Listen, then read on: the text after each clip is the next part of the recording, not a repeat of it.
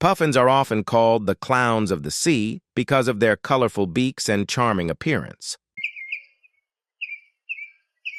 What many people do not know is that this bright beak appears only during the breeding season and fades afterward.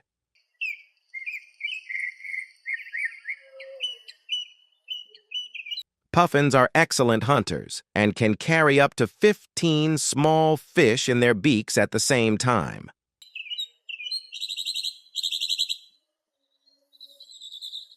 While flying, they flap their wings nearly 400 times per minute, making them incredibly fast and agile over the ocean. These birds spend most of their lives far away from land, resting on the open sea and returning to cliffs only to breed.